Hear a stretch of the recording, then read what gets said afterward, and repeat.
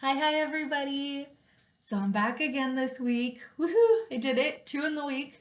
So proud of myself. Um, and going kind of with the theme from Friday, I'm sticking with organization right now.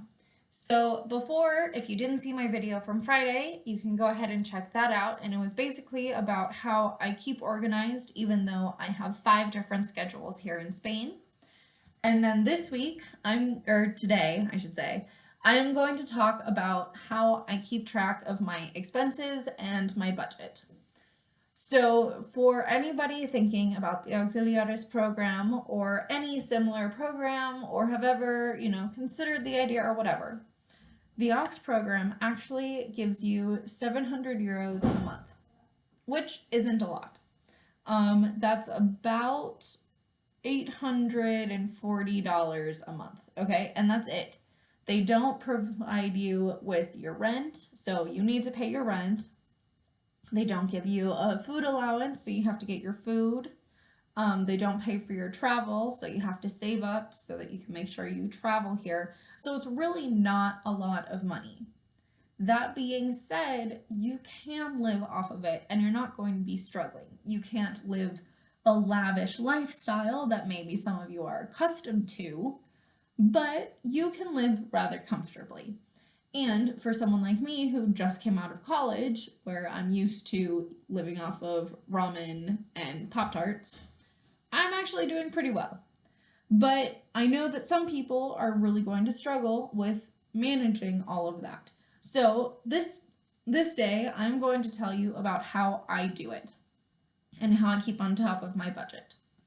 So first of all, if you saw my video on Friday, you know that I bought a planner.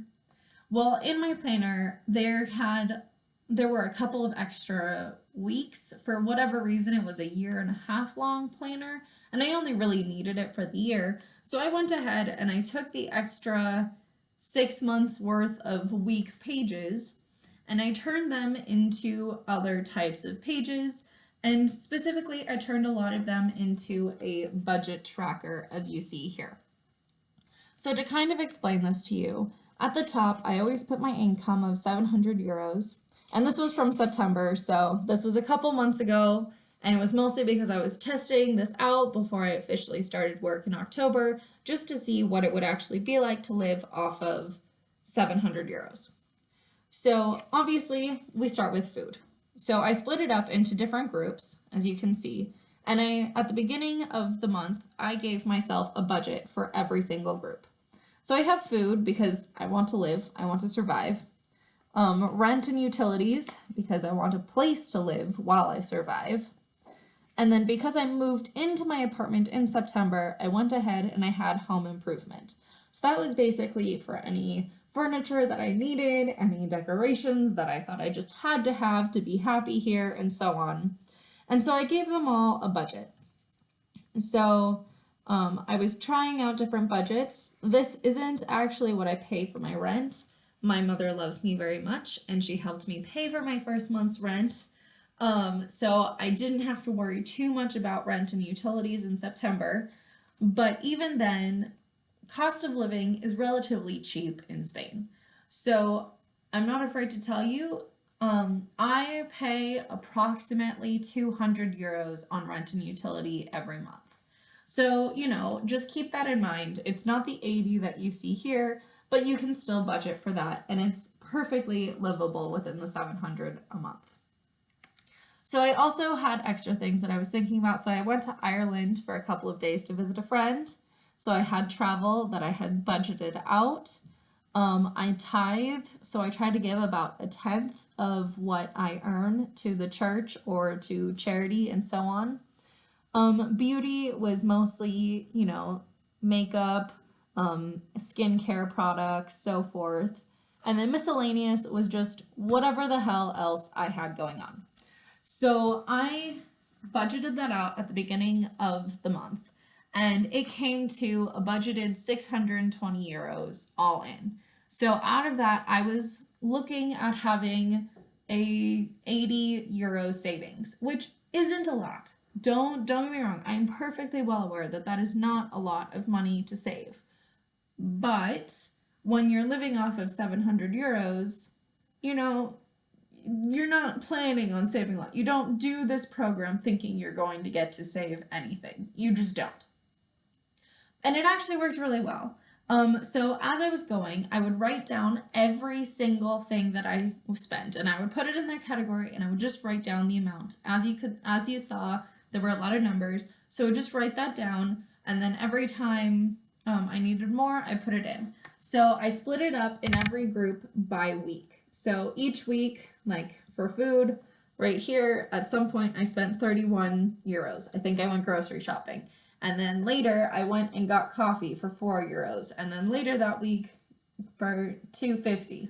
And so I would just write that down every single time. And the hardest thing about this system is that you have to remember to write it down. So I always take receipts now. And I used to try to not do it because I felt like I was harming the environment by producing more paper waste. But I realized that places have to print out a receipt whether you take it or not.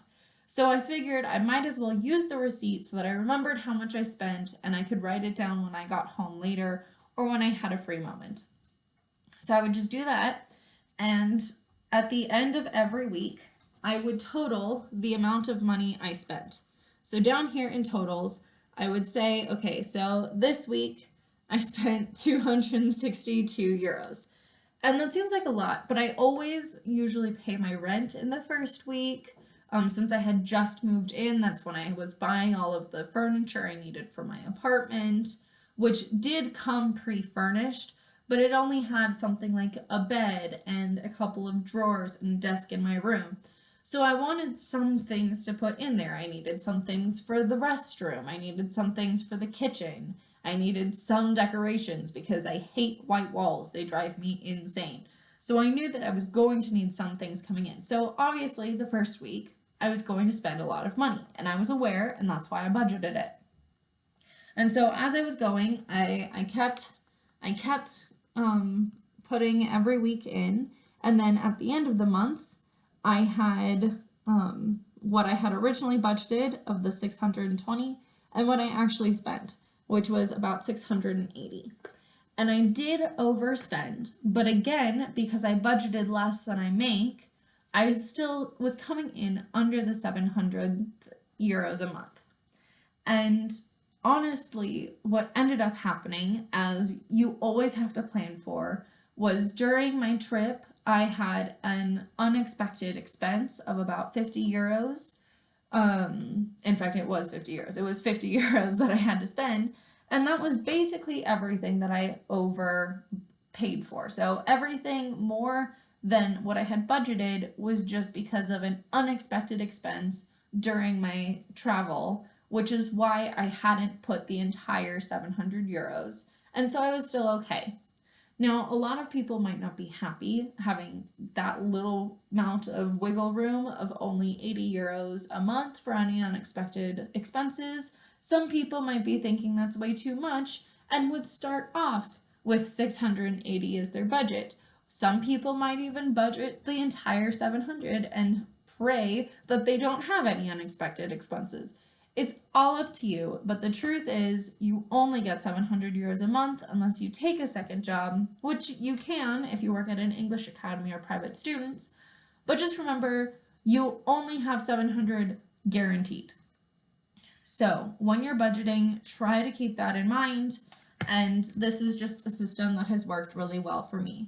I also over here have a little notes section that I always start before I even get to that month. And so that way I know the kinds of things that I'm going to be spending stuff on this month. So for this month, I had the trip to Ireland, obviously. I told myself, don't forget you're furnishing the apartment. And I also made the note that my mom had paid for my rent, so I didn't need to worry about that, which is why I didn't budget the full 200 euros that I normally do. So that's just to give you an idea of how to live off of 700 euros and to keep to a budget. If that wouldn't work for you, I'm sure there are plenty of systems that would. If that would work for you, or if you do a similar thing, please let me know down in the comments below. Or if you do something completely different, please also tell me, because I would love to hear it. because sometimes, you know, the system is great and it works really well for me, but it can take a long time. So let me know, and I will see you next time. Bye bye.